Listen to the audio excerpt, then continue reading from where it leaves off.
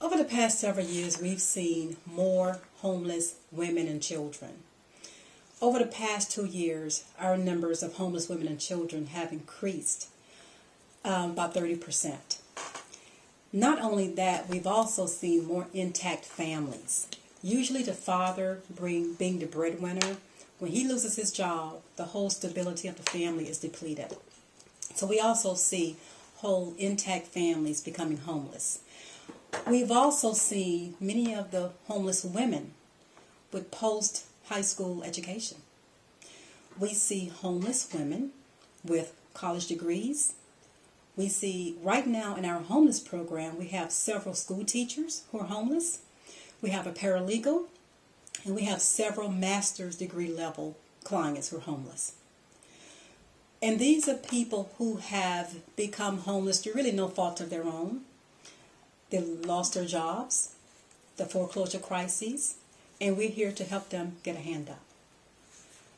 To be honest with you, because things change out there, our funding doesn't always change. So we're having to work smarter, not harder, and we're having to try to make our funding last. One of the most important things in working with the community and working with women is to help them understand their self-worth. A common denominator to success in all people, you and I, is your self-worth. How you see the world is how you perform. When you have a woman who has been abused mentally, physically, verbally, she begins to see the world that way. She begins to think that that's how the world sees her. So she's not going to be at her best. So it's up to funders to help us, to help others, to help us to realize that we have to look at the ladies. They're a lot like you and I. The only difference, major difference, is you and I can pay our JEA bill. We can pay our mortgage and our rent. They can't always do that. But they still have the same goals and dreams and desires as you and I. So we have to treat them that way. We have to gain that trust. We have to bridge the gap. And we as agencies have to ask funders to work with us, support us. We have to co-locate with other agencies. Because when a person needs assistance, we don't need to send a very sad woman who has had a lot of problems, who's in despair, all over the county looking for services. One-stop shops work very well, and that's where the co-location comes in. You can have 3 or 4 agencies in one building partnering, sending Mary across the hall, sending Mary just in the same building. That way, she sees the same faces. She's not traveling all over the county looking at different people's faces in different places. What she's doing, she's getting that trust. She's beginning to trust you. She's beginning to get some stability. And then momentum comes from there. And you have to deal with the person holistically. You have to have, as I mentioned, a one-stop shop, the case management services, the mental health services, the employment services, food, clothing, housing assistance, and that's how you deal with the clients that we need to serve. Meeting the need of the women who need us is not always easy. A woman may come in with many different problems. We're not always equipped to handle all of their issues. One of the best things that you can do as an agency is collaborate. At the Davis Center, we have a one-stop shop. You have women who have children. We have the Child Care Center, have the after-school program.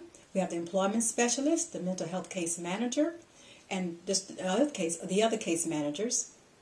But we don't have a professional licensed mental health counselor. So we partner with other agencies. We're not always able to provide food for them. So we partner with Lutheran Social Services and others. We partner with Catholic Charities. We partner with many agencies to help us fill the gap because we cannot do it as one agency. So what we do when they come in, we assess them, we assess their needs, we assess their desires, and we sit there with them and interactively we make it work. But what I want the ladies who come in to see us to understand is we're not here to give you a hand out. We're here to give you a hand up. And that's how you make a person successful. You see, when a person knows that she knows, that she knows, that she matters, miracles begin to happen. I would love to see more funding. I would love to see more agencies collaborate, because we all have the same need. The need to grow the community. The need to help others so that they can move on and we can help the next people waiting. Because there are always going to be people who need us. There are always going to be low-income people. If we're mentors, if we're social workers, if we're role models, it doesn't matter. Just help someone.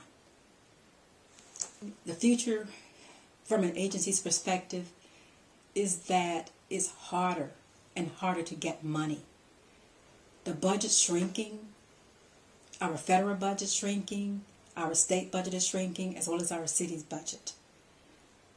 And it's really difficult to get funding from funders sometimes. You're having to sometimes create your programs around their vision. And I wish that more funders would come to us and ask us, what are the needs? Like the Women's Giving Alliance has done. What are the needs in your community, in your agency, the people that you serve? What is changing? What is remaining the same? What do we need to do to help you? Unless more funders do that, they're going to be throwing money away and not really helping the people who need help. I just want to say that the people in the community who need us are real people. They're people with real needs and desires. And they're people who are not usually there because of their things that they've done.